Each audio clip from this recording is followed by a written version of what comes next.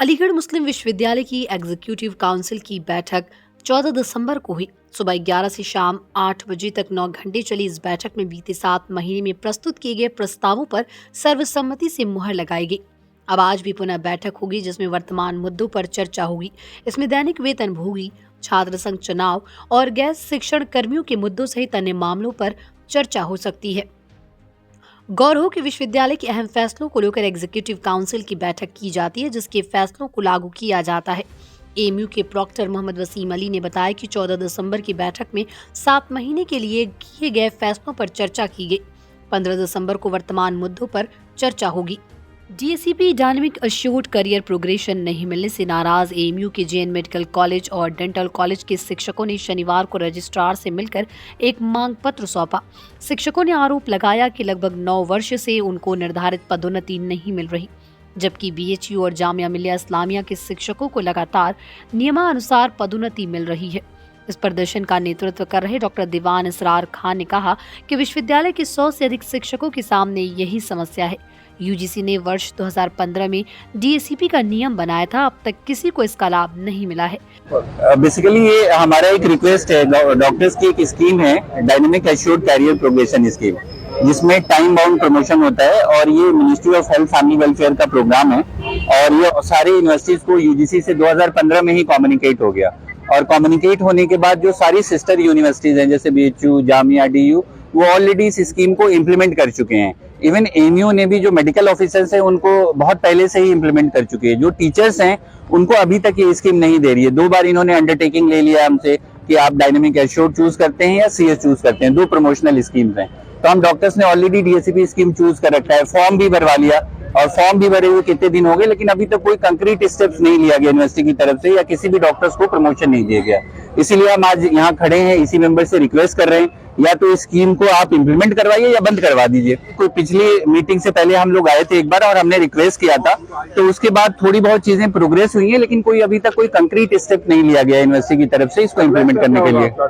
अगला स्टेप हमारा ये है कि अभी पार्लियामेंट में ये रेज हुआ है क्वेश्चन और इसमें जो जिस गवर्नमेंट की स्कीम है ministry of health family welfare का, उन्होंने रिप्लाई किया है कि सारे सेंट्रल गवर्नमेंट के मेडिकल कॉलेजेस में इंप्लीमेंट हो चुका है।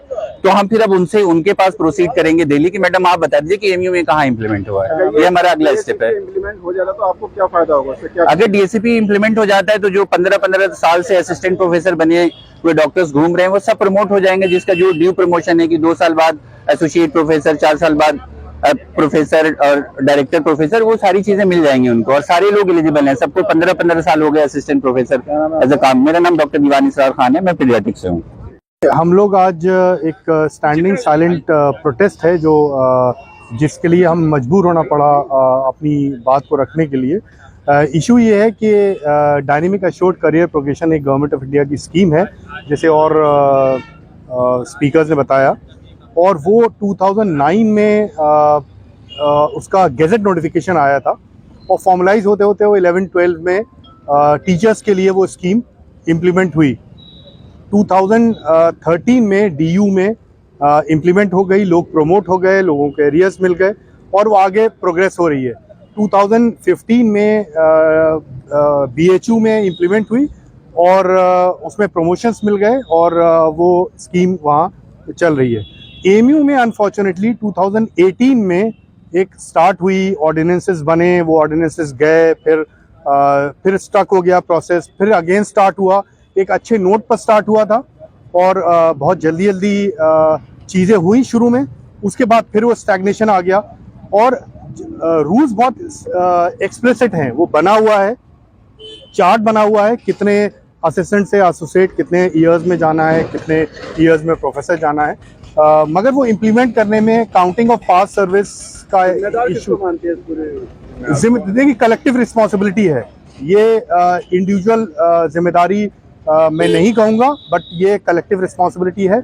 और जो हमने देखा कि जो हमारी वाइस चांसलर साहिबा हैं काफ़ी पॉजिटिव हैं, करना चाहती हैं, हमारी मुलाकात हुई उसमें भी ये महसूस हुआ करना चाहती हैं और डिफरेंट क्वार्टर से जो हमें खबरें आती हैं उसमें भी है कि मैडम करना चाहती हैं, बट अनफॉर्चुनेटली उनका सबऑर्डिनेटिंग और एडवाइजरी जो स्टाफ है वो प्रोबेबली वो कहीं मिसगाइड उन्हें कर रहा है और इसलिए शायद वो इम्प्लीमेंट होने में दे रही है। और दूसरा मेरा एक कहना है कि जब आप एडमिनिस्ट्रेशन में हेल्म ऑफ अफेयर्स पर हैं तो डिसीजन मेकिंग पावर आपकी एटलीस्ट होना चाहिए। आपका पेन, आपका आर्गुमेंट शेकी नहीं होना चाहिए। आप इतनी हिम्मत रखिए कि आप उस ऑर्डिनेंस को अमल जामा पहनाइए और उस पर लाइए। और अगर नहीं ला सकते हैं, दिक्कतें आपको ज़्यादा नज़र आ रही हैं, तो इतनी बोल्डनेस होना चाहिए कि आप सीधे स्ट्रेट अवे नो कह सकें, जिससे हम अपना अपना रास्ता अख्तियार करें। मैं Mohammad Salman Shah, department of community medicine. I am doctor Rukaiya Afroz. मैं बस ये कहना चाहती हूँ कि जो भी ऑथराइज बॉडी है या तो वो एक्सेप्ट करे कि they are incapable of implementing DACP। हमें लिख के दे वो DACP नहीं इम्प्लीमेंट करने में बिल्कुल अक्षम है, या फिर लगाएं। हमको दसियों साल से इस तरीके से लटकाए ना रखें। हमको साफ साफ बताएं उन्हें लगाना है तो लगाएं, नहीं लगाना है तो भी आके हमें बताएं कि नहीं लगाना है।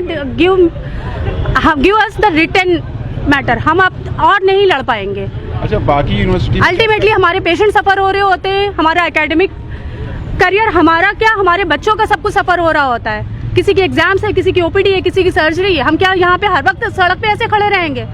कोई सुनने वाला नहीं है। मतलब हम लोग फैकल्टी इस लेवल पे आने के बाद, इतना ज़्यादा सर्व करने के बाद हमसे लोगों के पास बात करने का टाइम नहीं है। हमें कोई मौका, टाइम, मतलब हायर अथॉरिटी हमसे बात करने को तैयार नहीं है।